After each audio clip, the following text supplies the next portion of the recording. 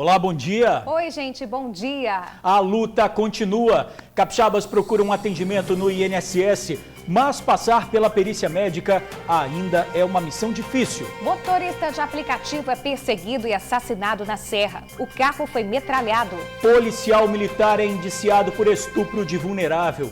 O PM foi acusado pela ex-esposa de abusar da própria filha. O pai herói voltou para casa. Teve 90% do corpo queimado, mas salvou a família de incêndio. Quando os obstáculos surgem, é preciso buscar força para seguir a caminhada.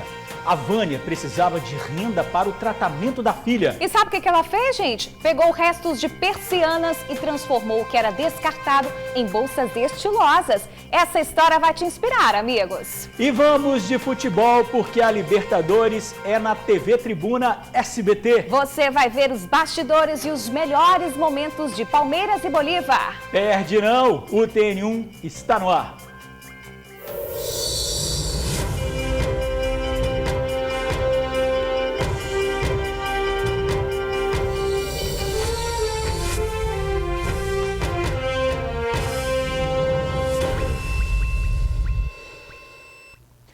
E a gente começa falando da luta dos brasileiros que tentam passar pela perícia médica no INSS. Os médicos se recusam a voltar. Situação muito complicada. A gente vai saber agora como é que está essa situação na agência do INSS de Vitória. Vanessa Calmon fala de lá ao vivo com a gente. Vanessinha, bem-vinda ao TN1. Boa tarde para você. Muito boa tarde, Bruna, boa tarde, George, boa tarde a todos que acompanham o TN1. Olha só, aqui na agência de Vitória não é diferente do restante do estado, das agências que reabriram desde segunda-feira. Os atendimentos médicos de perícia médica ainda não retornaram em nenhuma agência. Os médicos ainda dizem que não têm segurança para voltarem ao trabalho, enquanto o INSS diz que das 16 agências que reabriram nesta segunda-feira, 8 estariam sim aptas para receber esse atendimento de perícia médica. Bom, mais um dia que a nossa equipe esteve aqui no INSS, passou praticamente a manhã toda aqui no Instituto Nacional de Seguro Social para saber, com as pessoas como que está essa situação, a dificuldade que elas estão tendo em reagendar esse serviço de perícia médica pelo canal 135, pelo Meu INSS e também em relação aos outros benefícios que estão parados e que elas não conseguem ter acesso, às vezes nem mesmo ao INSS. Então eu preparei uma reportagem para você entender melhor como é que está essa situação com o Ronivaldo Nascimento. Mais um dia de luta para a mãe do jovem de 19 anos na porta do INSS. Patrícia tenta há 1 ano e 7 meses o auxílio BPC, que o filho tem direito, por ter sido diagnosticado com déficit mental, mas não consegue. Tem mais de 1 ano que eu estou nessa luta, estou na espera e sempre tendo negligência e nada de atendimento. Desempregada, a dificuldade financeira já bateu na porta dela há muito tempo. E com a pandemia, a esperança de conseguir o auxílio ficou ainda mais longe. Muito difícil, O que aliviou pra gente foi o auxílio emergencial, Que eu sou beneficiária do Bolsa Família, Mas mesmo assim agora, com a queda agora que foi para R$300, piorou mais ainda. Porque eu estou desempregada já tem mais de 2 anos. Hoje, Patrícia conseguiu um agendamento para mais uma vez tentar dar entrada no benefício. E se conseguir, vai precisar de perícia médica. É aí que vem outro problema. O serviço continua sem os médicos. Já são 4 dias sem a realização de perícias médicas nas agências do INSS do Espírito Santo. Os médicos peritos afirmam que não têm condições seguras de trabalho, mas, de acordo com o INSS, das 16 agências que retomaram as atividades nesta segunda-feira, 8 estão aptas para o atendimento de perícias médicas. Uma nova vistoria foi realizada nos consultórios das agências, incluindo essa daqui de Vitória, e a conclusão foi de que podem retomar os atendimentos de forma segura, tanto para o médico quanto para o assegurado. Em uma das salas, encontramos uma barreira de proteção instalada na mesa onde acontecem os atendimentos, assim como equipamentos de proteção individuais disponibilizados para os médicos peritos. Foi noticiado que essa semana foi feita uma nova vistoria nas agências. Deixo claro que nessa vistoria não houve a presença da Perícia Médica Federal. A vistoria foi feita pelos gerentes das agências, por determinação do Instituto. e mediante um ofício, tá, onde houve a flexibilização dos critérios de segurança.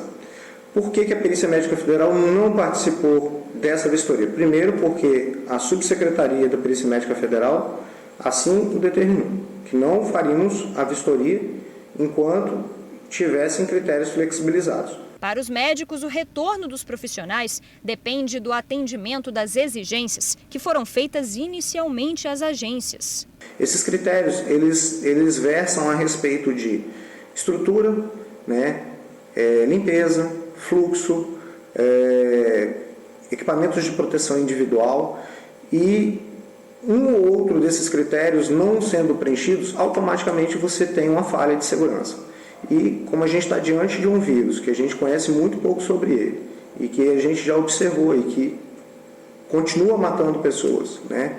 Então a gente não pode abdicar da questão de segurança. Diante dessa situação, eles afirmam que ainda não há previsão de retorno. Critérios de segurança preenchidos, tá? Cidadão seguro, perícia médica segura, a parte do serviço técnico administrativo do INSS seguro, nós retornaremos ao trabalho.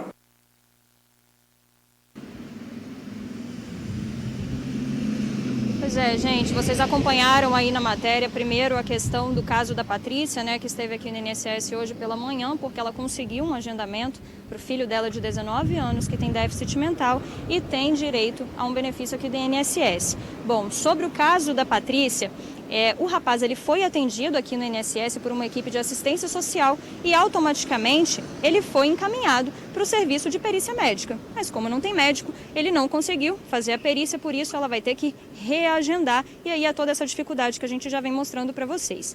E sobre essa outra questão de que das 16 agências que reabriram, de acordo com o INSS, 8 estariam aptas para o retorno dessas atividades de perícia médica, nós entramos em contato novamente com o Dr. Ricardo, que você também viu aí na matéria, que ele é delegado, né, da Associação Nacional dos Peritos Médicos aqui no Espírito Santo, para entender por que não retornam de forma gradativa, né, para o atendimento, já que essas agências estariam aptas.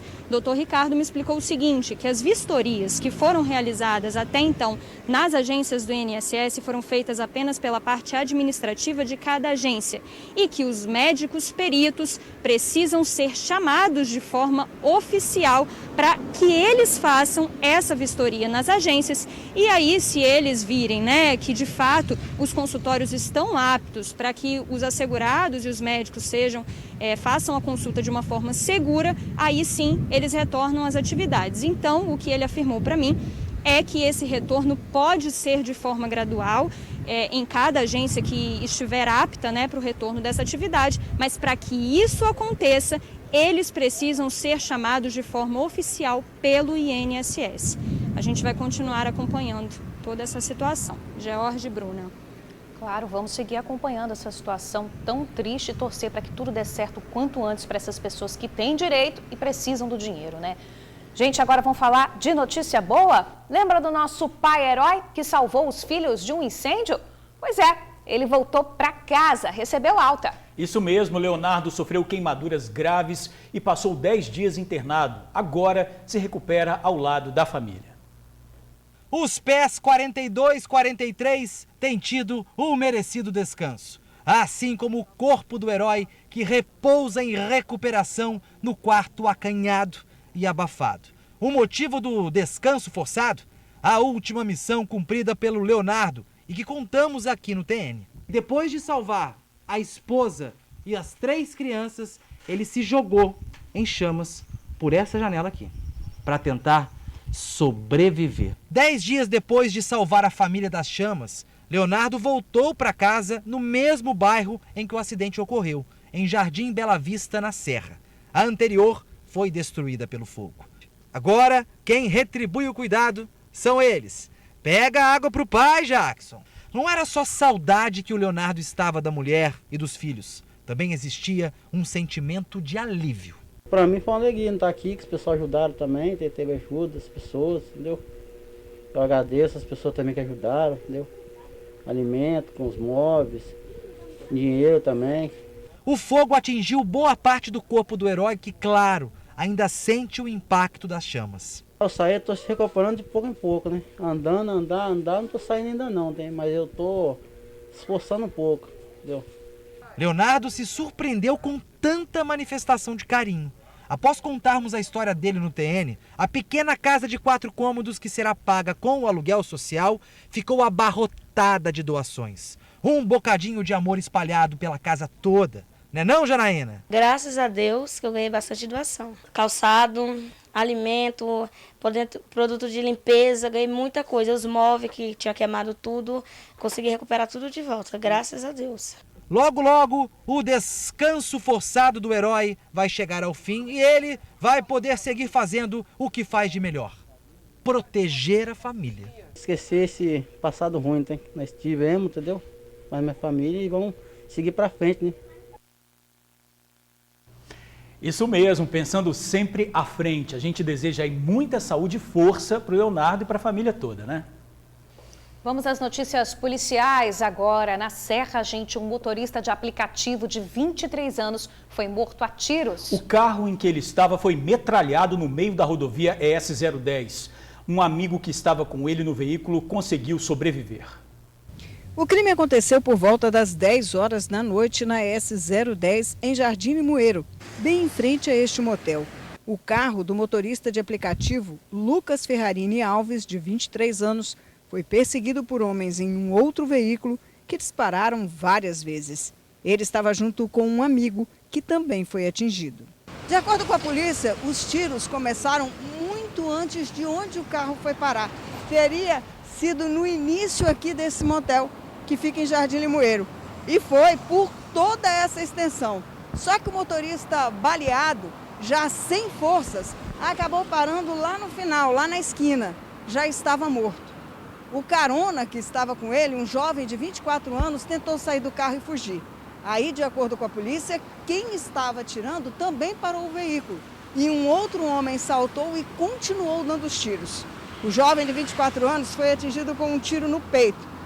Conseguiu fugir, conseguiu ajuda e foi levado para o Hospital Metropolitano, onde já entrou direto para o centro cirúrgico diante da gravidade do fato.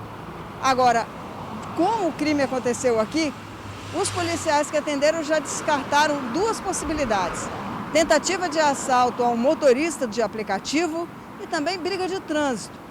O que parece que aconteceu aqui foi uma execução. Lucas foi atingido por 5 disparos e parte deles que atravessou a lataria do carro. O pai dele, ao ser avisado do que aconteceu, foi até o local a pé. 2 jovens que eu não conheço chegou na rua e ficou chamando várias vezes o meu nome. Minha esposa, desesperadas, eu fui atender. Elas falaram: olha, eu conheço o carro do seu filho e eu vi ele baleado, todo crivado de balas, lá perto do status motel. Eu, desesperado, desci, né, fui correndo, cheguei lá, fui a pé correndo. Cheguei lá, infelizmente, eu vi uma cena difícil de esquecer, tá? O pai não vê motivos para o crime, mas acredita em execução e vingança. Todo mundo gostava dele, aparentemente não tinha inimigos, né? Para nós não falava nada. Até nós, os vizinhos, entendem que não tinha inimigos nenhum. Não demos motivo aparente, né? Trabalhava de Uber à noite, né? À tarde e à noite, ganhava seu dinheirinho, tinha bom relacionamento com os vizinhos, com os amigos, enfim. Realmente não dá para saber. A irmã comentou que Lucas tinha iniciado um relacionamento com uma jovem de 16 anos há pouco tempo, mas não se sabe se esse pode ser o motivo. Ela conta que o irmão era reservado e que tinha se formado há 1 ano como técnico de enfermagem. Até onde a gente sabe, através de notícias de amigos dele, que ele estava ficando com uma menina, aproximadamente 16 anos, que a gente também não conhece, não tem informação e não sabe quem é. Mas alguns indícios no local do crime podem ajudar a polícia a elucidar o assassinato. Um carregador de pistola foi encontrado no local do crime. As câmeras do motel podem ter registrado a perseguição. O carro que participou foi identificado. Inclusive, a calota ficou no local. O dono do veículo chegou a registrar queixa do roubo, mas só fez isso 5 horas após ter acontecido o crime, o que a polícia estranhou e vai investigar. Agora, as investigações seguem a cargo da Delegacia de Crimes contra a Vida da Serra. Dá a entender que foi uma execução, né, infelizmente. Agora cabe a polícia descobrir o motivo, né? E fazer justiça, né, cara? Olha, muito difícil, tá? 23 anos. Difícil. Tristeza, né, gente? A gente vai para a nossa ronda policial com a repórter Suzy Faria, que traz mais informações sobre esse e outros casos. Suzy, minha amiga, bem-vinda ao TN1. Boa tarde para você. Boa tarde, Bruna. Boa tarde, George e amigos do TN. Tristeza esse crime, né? Ver um pai tão emocionado que assim que soube da notícia por pessoas desconhecidas, foi a pé, correndo até o local e já chegou lá e encontrou o filho morto dentro do próprio carro. Carro que, segundo a família contou, teria sido comprado entre o pai, a mãe, os irmãos, para que o rapaz, o Lucas, pudesse trabalhar, já que ele estava desempregado diante da pandemia, não podia ter ainda o registro de técnico de enfermagem e, portanto, na área que ele se formou, não podia trabalhar. A Delegacia de Crimes contra a Serra já pediu a colaboração de todas as pessoas. Já está espalhando aí pelas redes sociais que quem tiver alguma informação que ajude a esclarecer esse crime, que entre em contato com o Disque Denúncia 181. Agora, o curioso nessa história, George, Bruna, é que o dono do carro que teria sido visto na hora do crime só foi à delegacia 5 horas depois prestar depoimento sobre o carro dele que tinha sido roubado às 8h20 da noite.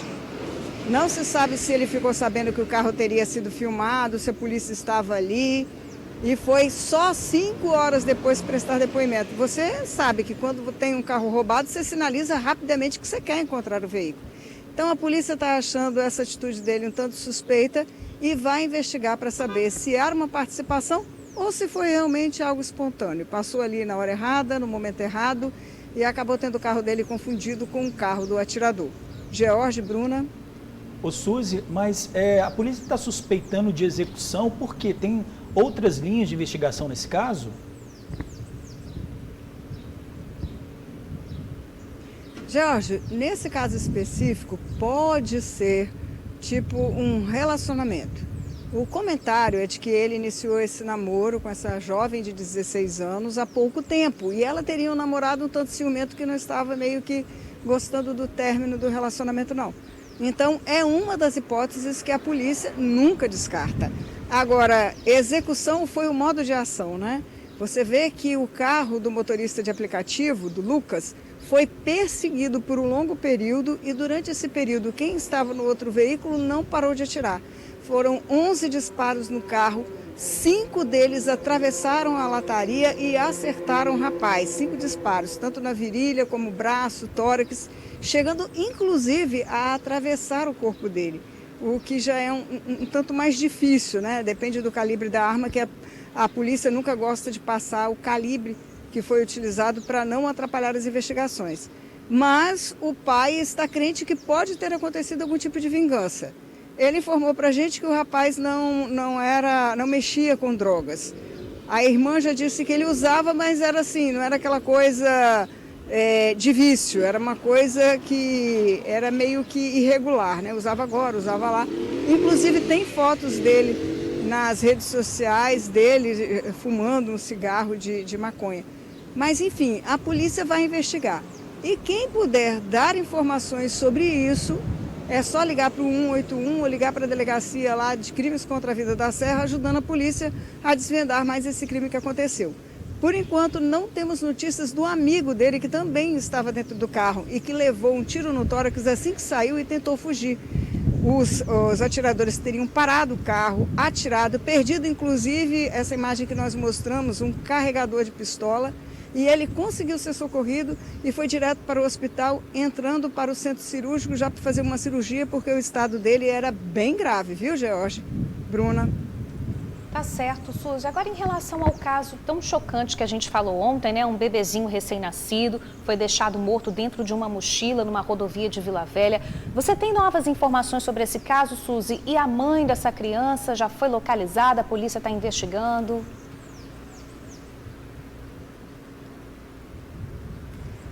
Bruna, a polícia já tem pistas. Ontem, como nós falamos, foi encontrado um documento dentro do apartamento e que pode identificá-la. Estão ainda à caça dela.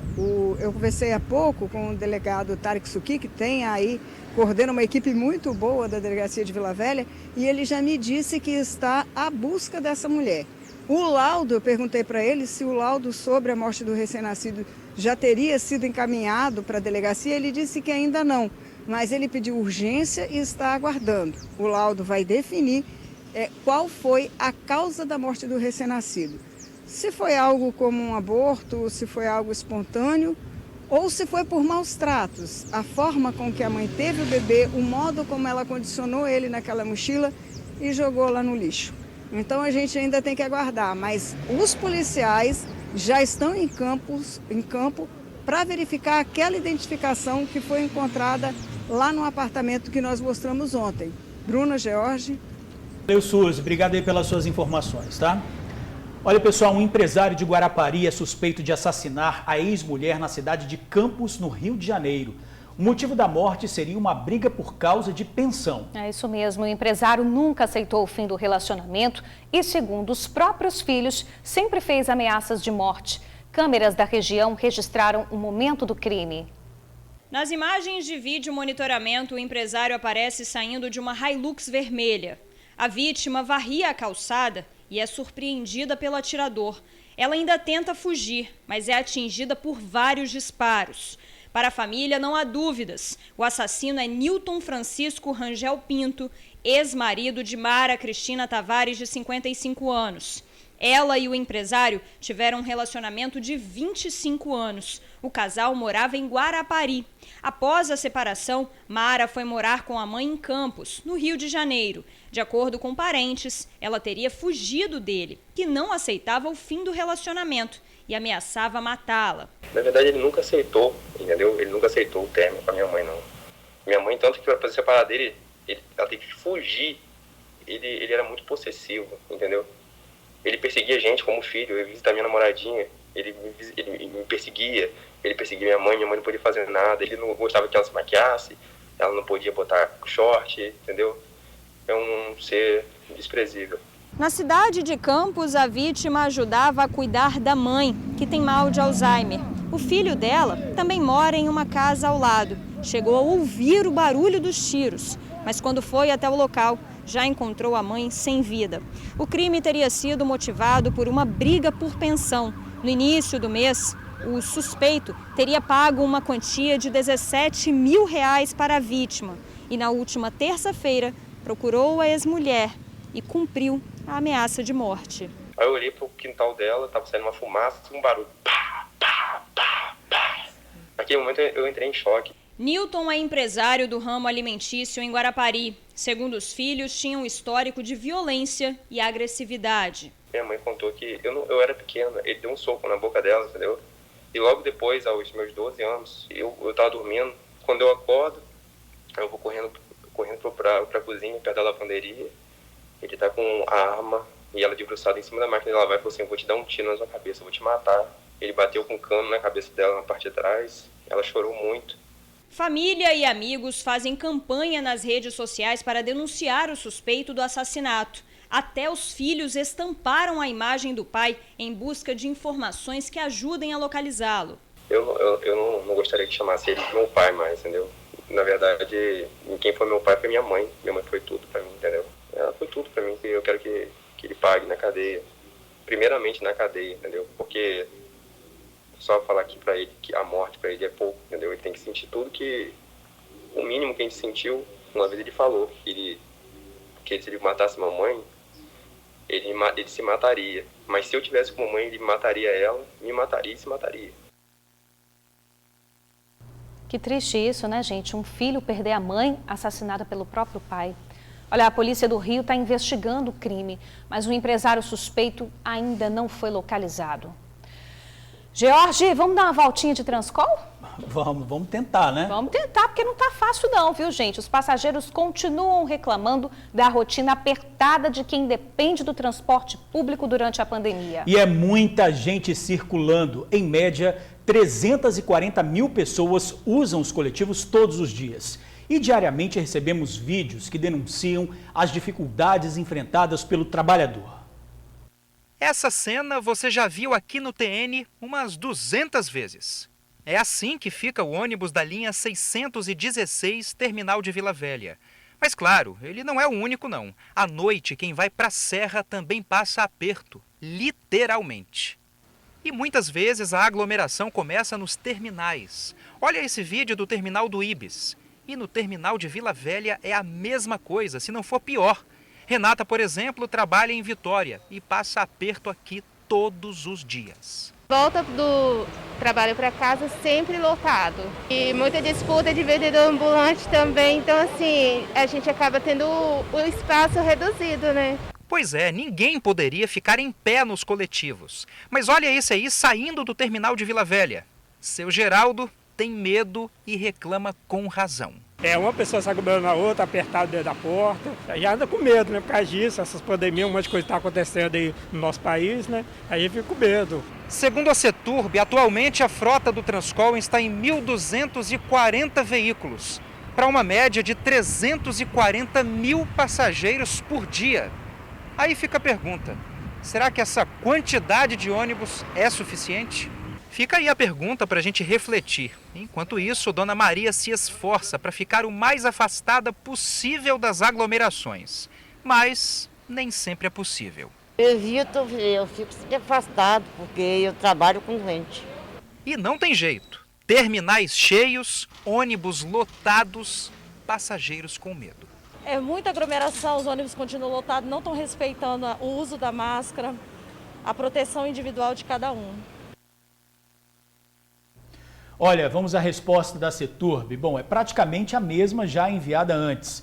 Disse que 25 linhas foram reprogramadas com mais ofertas de viagens. Informou ainda que todas as linhas do sistema Transcol, inclusive a 616, são monitoradas para que ajustes possam ser feitos. A orientação é que os usuários utilizem o aplicativo de ônibus GV para se programar em relação aos horários. A gente aproveita esse assunto para atualizar os dados da pandemia aqui no Espírito Santo, gente. Em 24 horas foram registradas 12 novas mortes e 730 novos casos confirmados. Então a gente chega a 121.710 casos confirmados da doença aqui no estado. 3.388 pessoas já perderam a vida para a doença. 111.340 conseguiram se recuperar. De ontem para hoje, de acordo com a Secretaria de Saúde do Estado, 718 pessoas se recuperaram da Covid-19.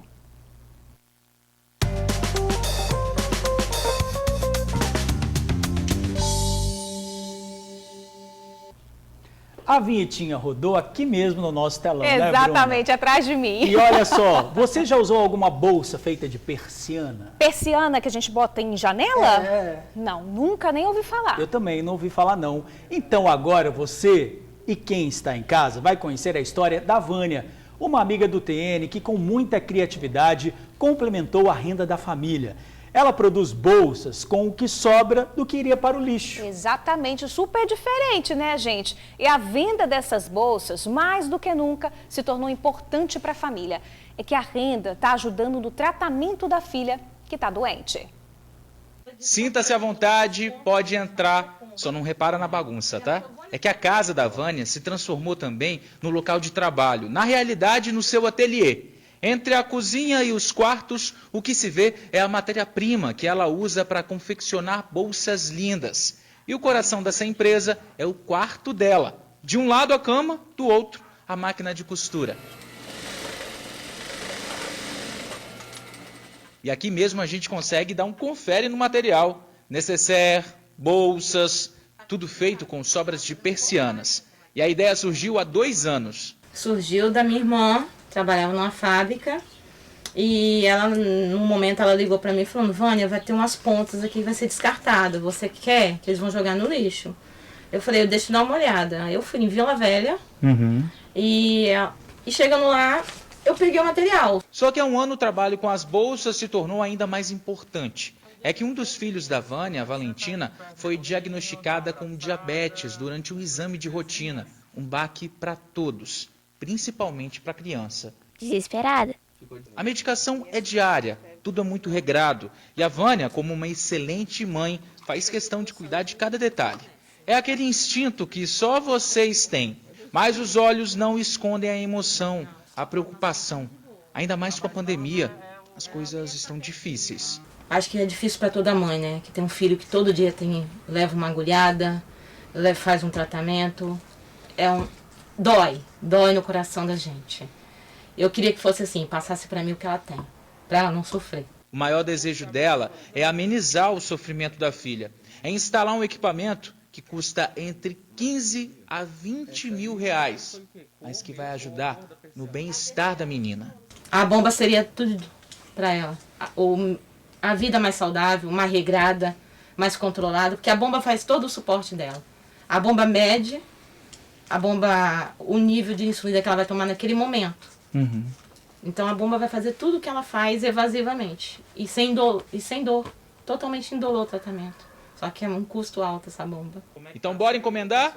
E olha, se você gostou das bolsas da Vânia, pode começar a pedir que ela está à disposição. Vai fazer sim o tempo todo com a mão na massa. E um detalhe, para você ver o tanto que ela pode fazer, todo esse material aqui, ó, é obra-prima. São pedaços de persiana que vão se transformar em bolsas lindas como essas que você viu.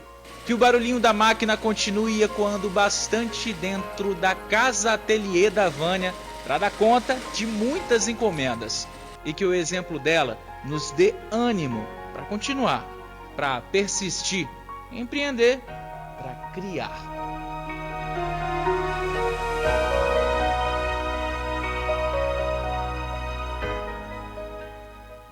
Que bacana, lindas as bolsas, né? Diferentes, super bem feitas. Quem quiser encomendar, liga para a Vânia, gente. O telefone está aparecendo aí na sua tela, é o 988764090. 988764090.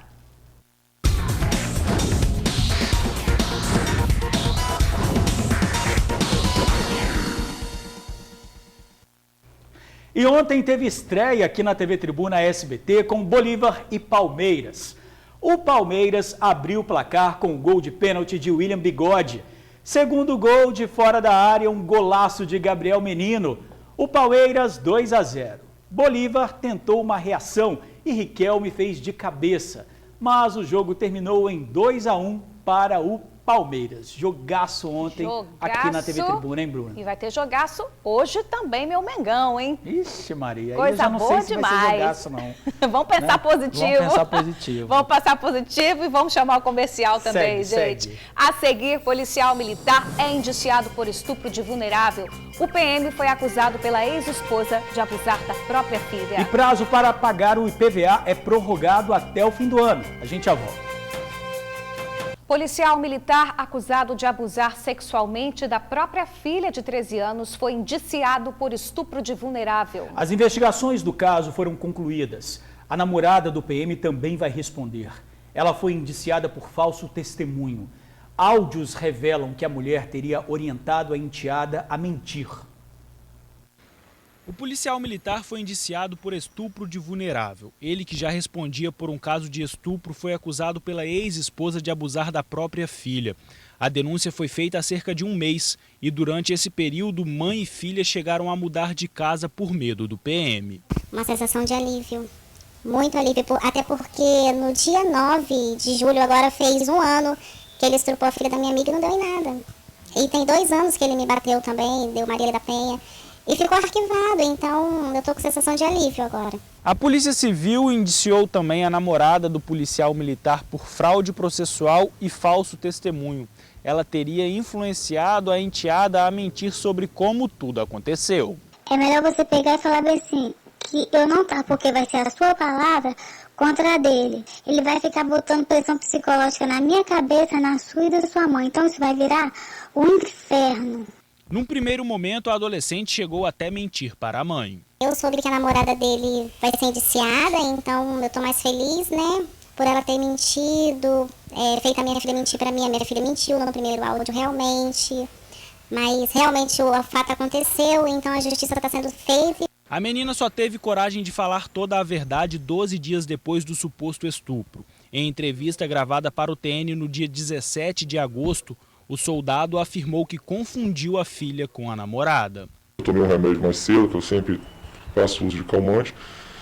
Não posso, mas bebi. O que aconteceu foi de eu abraçar ela, estava nu, e dei um beijo na nuca, só que eu não vi, achei que era minha namorada. Mas um áudio da adolescente deixa claro como tudo teria acontecido. Mentira, mãe, porque sabe por quê?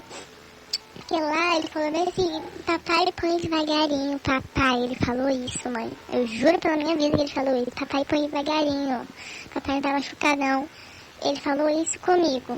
A namorada do policial chegou a falar com a enteada que não iria defender o próprio namorado. Eu não quero defender esse demônio não quero nem dar de cara com ele, entendeu? E já pensou ele ficar aqui botando pressão psicológica na minha cabeça pra eu poder defender ele disso? Nunca.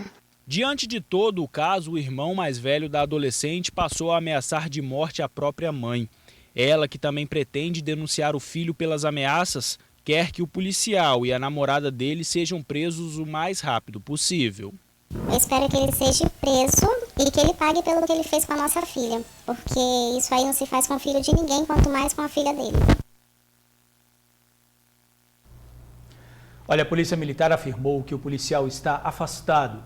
Disse também que ele já responde a processo administrativo por natureza demissionária, por causa dessa primeira denúncia, e que a denúncia da filha vai ser anexada ao processo já existente. A Polícia Civil informou que um inquérito foi encaminhado ao Ministério Público Estadual. Agora a gente vai ver uma cena forte de espancamento em Vila Velha. Um suspeito de assalto levou uma surra de populares. No vídeo, o rapaz é agredido por várias pessoas, leva socos e pauladas. Tudo isso porque ele teria tentado roubar a bicicleta de um idoso e foi contido pela população. Uma violência, gente, motivada pela revolta de moradores. Eles alegam que a insegurança no bairro Rio Marim, em Vila Velha, é cada vez maior. Bom, a gente sabe que em casos assim, né, o ideal seria chamar a polícia. O suspeito só parou de apanhar depois que um policial apareceu, algemou o rapaz e o encaminhou para a delegacia. E agora o flagrante de um assalto na Serra. Os moradores estão na rua no bairro Estância Morazítica, na região da Grande Jacaraípe, quando o criminoso de moto para, sai do veículo e rouba o celular de uma das mulheres. Tudo é muito rápido. Repare que uma criança está ao lado. Ela vê toda a cena e está traumatizada. Quem tiver alguma informação do suspeito, ligue para o Disque Denúncia 181. Vamos ver o que é destaque do jornal A Tribuna de hoje, quinta-feira. Gente, olha, casos de Covid caem pela metade na Grande Vitória. Notícia boa. Dados do governo do estado apontaram queda no período de um mês. Olha só, foram 7.333 registros da doença em agosto contra 14.812 em julho. Redução boa, né? Pois é, tem aqui uma notícia também, Bruna. Laudo sobre a segunda ponte será analisado na Itália. A análise do material vai apontar as condições da estrutura da ponte, que está em reforma. Conclusão da obra é prevista para outubro. Vamos ver mais destaques aí do jornal A Tribuna de hoje. Quinta-feira, 17 de setembro. Veja os destaques do jornal A Tribuna. Empresas vão comprar áreas da Petrobras e criar 2.500 empregos. Na foto principal, cabeleireiros têm de consertar estragos da pandemia. Novo prazo para pagar IPVA sem multa vai até o fim do ano. Polícia procura mulheres que deixaram bebê morto dentro de mochila. 2 vitórias brasileiras na Libertadores. E ainda é manchete no jornal A Tribuna. Em AT2, o cantor Lucas Luco diz: sou a favor de demonstrar sentimentos. Casos de Covid caem pela metade em um mês na Grande Vitória. E no caderno sobre rodas, a Argo traz novos itens e retoques no visual. A gente falou agora há pouco sobre o destaque do jornal A Tribuna sobre coronavírus e a gente continua nesse assunto. 7.000 presos já foram infectados pela doença aqui no Espírito Santo. Foi o que apontou o inquérito sorológico aplicado em todo o sistema prisional. O estudo seguiu os mesmos procedimentos adotados nos municípios. A pesquisa foi realizada entre os dias 31 de agosto e 4 de setembro. Os testes foram feitos de forma aleatória com o auxílio de um sorteio realizado por meio de um aplicativo executado pela UFES. Na primeira etapa do inquérito epidemiológico no sistema prisional, foram realizados 1.830 testes rápidos, com a testagem de 844 presos. Desses, 267 tiveram resultado positivo, sendo 81 casos ativos. Os demais já estavam curados. Houve 2 mortes durante todo o período. Alguns pontos merecem destaque. Primeiro, a diferenciação da prevalência que nós encontramos entre os profissionais de saúde, os profissionais da justiça, os agentes penitenciários e as pessoas privadas de liberdade. E nós tivemos uma prevalência que tem uma diferenciação aí de 10% entre eles. O estudo indica também que dos 22 mil presos do sistema penitenciário capixaba, cerca de 7 mil foram infectados. A região que mais teve infectados foi a região norte, com 43,7% dos testes positivos. Cidades como Linhares, Colatina, então essas cidades da região norte, elas tiveram uma prevalência maior, semelhante um pouco com a prevalência que a gente está encontrando nessa região, que algumas delas ainda continuam com a taxa de reprodução acima de 1. Como essa faixa etária, principalmente das pessoas privadas de liberdade, é uma faixa etária mais jovem, aí de 20 a 40 anos, eles têm poucas comorbidades, e isso também auxiliou ou ajudou para que a gente tivesse uma letalidade muito baixa nesse grupo, porque com uma prevalência com mais de 31%, a gente esperaria ter mais óbitos e não tivemos. Olha, pessoal, o prazo para pagar o IPVA foi prorrogado até o fim do ano. Quem ainda não pagou o imposto pode tem até o dia 30 de dezembro para regularizar a situação do veículo sem cobrança de multa. O governador Renato Casagrande deve sancionar a lei que partiu de um projeto aprovado pelos deputados estaduais. O aumento do prazo visa dar mais tempo para quem sofre com a crise nessa pandemia. Muitos perderam o emprego ou tiveram a renda reduzida. Gente, em Iuna, um motociclista flagrado fazendo manobras perigosas em plena rodovia foi preso pela polícia. Olha só. O flagrante foi feito por policiais militares na rodovia que liga o distrito de Trindade a Iuna. O motociclista empina a moto em plena via. Mesmo em trechos acidentados, o homem continua com manobras arriscadas. Pilota em zigue-zague. A farra do rapaz termina minutos depois. Ele acaba detido pela polícia militar e é levado para a delegacia de Venda Nova. Segundo os militares, o rapaz lidera um grupo de motociclistas que realiza competições de manobras arriscadas em vias públicas. A Polícia Militar vem recebendo ao longo dos últimos meses inúmeras denúncias de um grupo de motociclistas que realizavam manobras perigosas, competições em via pública. Esse grupo era denominado Grupo do Grau ou Galera do Grau, e esses indivíduos eles colocavam em risco veículos e pessoas que utilizavam a via. No perfil da rede social dele, postagens trazem vídeos e fotos das competições. Nesse vídeo, 2 motociclistas se apresentam. Eles trafegam em direções contrárias. Fazem a manobra conhecida como grau. A mesma manobra que levou o motociclista Jean Carlos Garcia Rocha, de 31 anos, a um acidente grave em agosto, no Sambão do Povo, em Vitória. As imagens mostram o motociclista em alta velocidade. Quando empina o veículo, ele se desequilibra e cai. A moto escorrega no chão, só para quando bate em outros carros que estão parados. O motociclista foi socorrido, ficou internado, mas no dia de receber alta, teve um infarto e morreu. Olha só, reforçando, o motociclista foi detido e levado para a delegacia de Venda Nova. Gente, agora 12h40, a polícia ainda tenta encontrar o homem acusado de matar dono de supermercado na Serra. O crime foi em Jardim Limoeiro. No bairro, moradores reclamam da insegurança.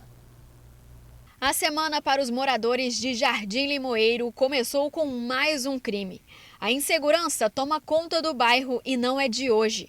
Mas o medo está maior depois que o empresário José Geraldo Riso foi morto aqui, na avenida principal do bairro, à luz do dia. Aqui, esse crime de segunda-feira foi a gota d'água, que é um antigo morador da Serra, antigo morador daqui do bairro Jardim Limoeiro, conhecido de todo mundo, um cara amigo de todos, né? Não tem hora mais, né? Foi no horário às 10h30 da manhã.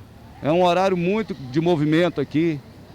Não tem hora mais para acontecer esse tipo de crime.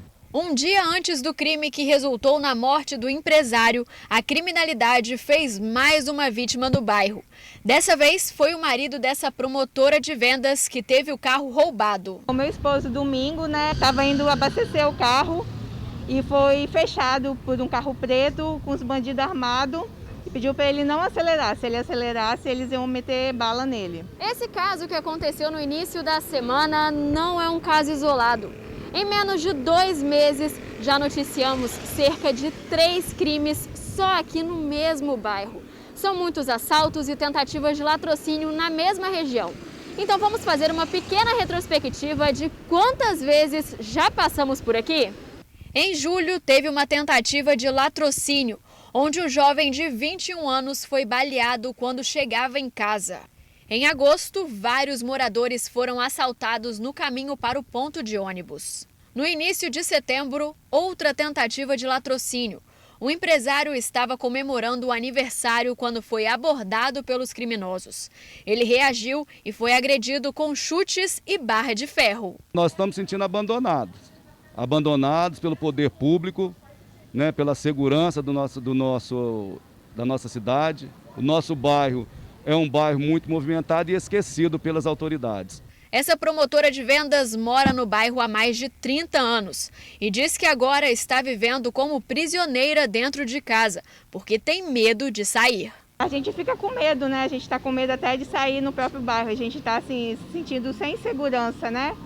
A gente tem medo de andar até no próprio bairro agora.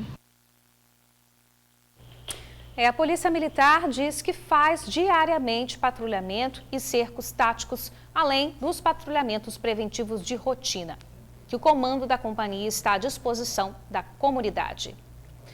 E a seguir, no próximo bloco, você vai ver que os mesários já estão se preparando para as próximas eleições, viu? A gente volta já, um instante só. As eleições municipais acontecem daqui a 2 meses e os mesários já estão recebendo treinamento para atuar nos colégios eleitorais. E por conta da pandemia, o eleitor esse ano não será identificado por meio da digital e a justificativa de ausência será feita por meio de um aplicativo de celular. Para Gisele, ser mesária é uma diversão. Ela já trabalha nas eleições há mais de 20 anos e fica ansiosa esperando esse momento chegar para rever os amigos. No início eu achei assim que eu ia perder meu domingo, né? Mas fui me acostumando, fui fazendo amizades e foi uma coisa assim que eu pude exercer minha cidadania. Assim como Gisele, mais de 1,5 milhão de mesários vão trabalhar esse ano nas eleições. O Douglas é um dos que foram convocados, mas ele confessa estar com medo de trabalhar dessa vez por conta da pandemia.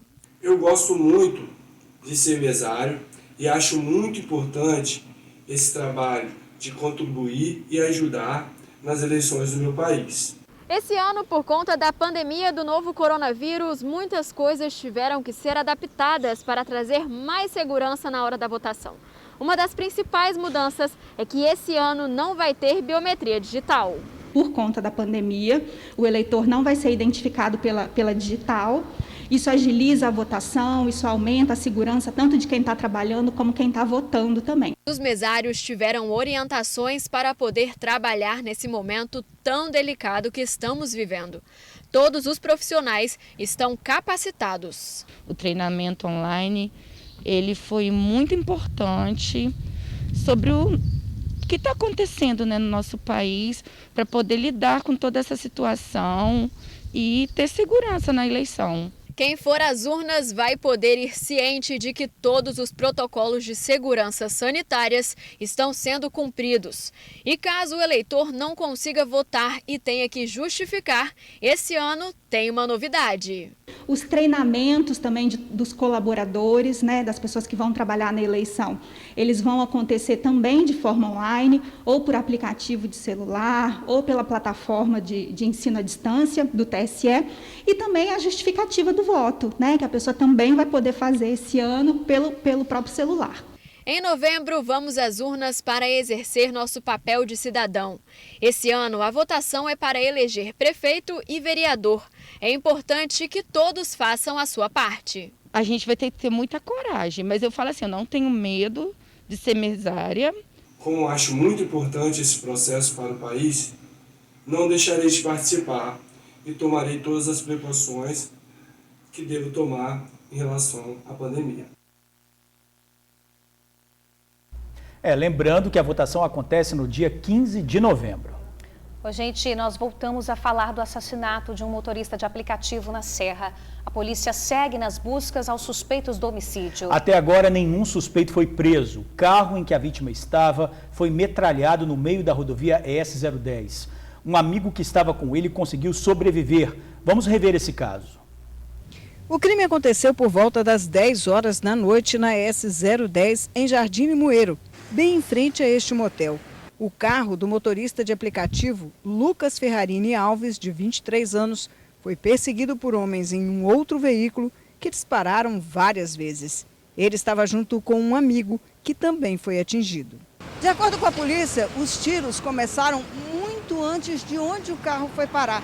Teria sido no início aqui desse motel, que fica em Jardim Limoeiro, e foi por toda essa extensão. Só que o motorista baleado, já sem forças, acabou parando lá no final, lá na esquina. Já estava morto. O carona que estava com ele, um jovem de 24 anos, tentou sair do carro e fugir.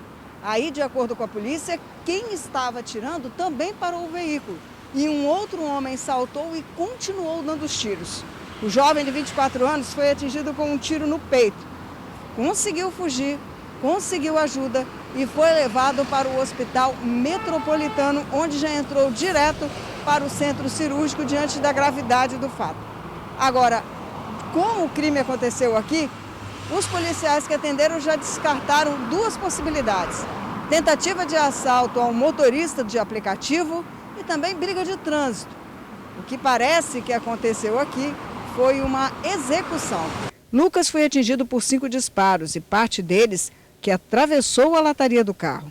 O pai dele, ao ser avisado do que aconteceu, foi até o local a pé. Duas jovens que eu não conheço chegou na rua e ficou chamando várias vezes o meu nome. Minha esposa, desesperadas, eu fui atender. Elas falaram: olha, eu conheço o carro do seu filho e eu vi ele baleado, todo crivado de balas, lá perto do status motel. Eu, desesperado, desci, né, fui correndo, cheguei lá, fui a pé correndo. Cheguei lá, infelizmente, eu vi uma cena difícil de esquecer, tá? O pai não vê motivos para o crime, mas acredita em execução e vingança. Todo mundo gostava dele, aparentemente não tinha inimigos, né? Para nós não falava nada. Até nós, os vizinhos, entendem que não tinha inimigos nenhum. Não vemos motivo aparente, né? Trabalhava de Uber à noite, né? À tarde e à noite, ganhava seu dinheirinho, tinha bom relacionamento com os vizinhos, com os amigos, enfim. Realmente não dá para saber. A irmã comentou que Lucas tinha iniciado um relacionamento com uma jovem de 16 anos há pouco tempo, mas não se sabe se esse pode ser o motivo. Ela conta que o irmão era reservado e que tinha se formado há 1 ano como técnico de enfermagem. Até onde a gente sabe, através de notícias de amigos dele, que ele estava ficando com uma menina, aproximadamente 16 anos, que a gente também não conhece, não tem informação e não sabe quem é. Mas alguns indícios no local do crime podem ajudar a polícia a elucidar o assassinato.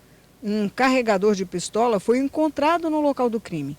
As câmeras do motel podem ter registrado a perseguição. O carro que participou foi identificado. Inclusive, a calota ficou no local. O dono do veículo chegou a registrar queixa do roubo, mas só fez isso 5 horas após ter acontecido o crime, o que a polícia estranhou e vai investigar. Agora, as investigações seguem a cargo da Delegacia de Crimes contra a Vida da Serra. Dá a entender que uma execução, né, infelizmente. Agora cabe à polícia descobrir o motivo, né? E fazer justiça, né, cara? Olha, muito difícil, tá? 23 anos. Difícil.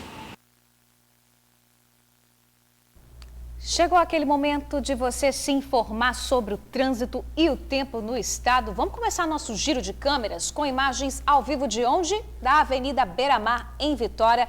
Ali na região o trânsito está bem tranquilo, o sinal abriu agora, quase nenhum fluxo de carro. Seguimos para a Praça do Papa. Esse é o trecho que dá acesso à terceira ponte. Por lá, motoristas encontram pistas livres de retenção.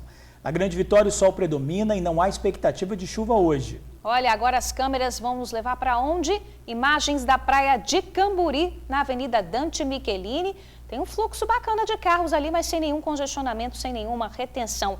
Em Vitória, temperatura mínima de 17 e máxima de 33 graus. Na Reta da Penha, como é que está o trânsito? Livre, livre, livre, né? Lembrando que em todo o estado, as temperaturas, como é que ficam as temperaturas em todo o estado? Aumentam e os ventos sopram com moderada intensidade entre o litoral e também a região metropolitana. Em alguns momentos, as rajadas podem ser de forte intensidade no litoral sul e também na Grande Vitória. Ciclone bomba se foi, né? Acho que a gente nem está mais sentindo tantos efeitos dele, né? Acho que ele explodiu por ele mesmo. A ventania se foi, que bom, graças a Deus. Hora de terminar o jornal, né, Jorge? Isso aí, a gente fica por aqui. Muito obrigado por assistir ao jornal, pela sua companhia de sempre, pela audiência de sempre. Beijo enorme, até amanhã, estamos te esperando aqui. Boa quinta, se cuida, tá? Tchau, tchau.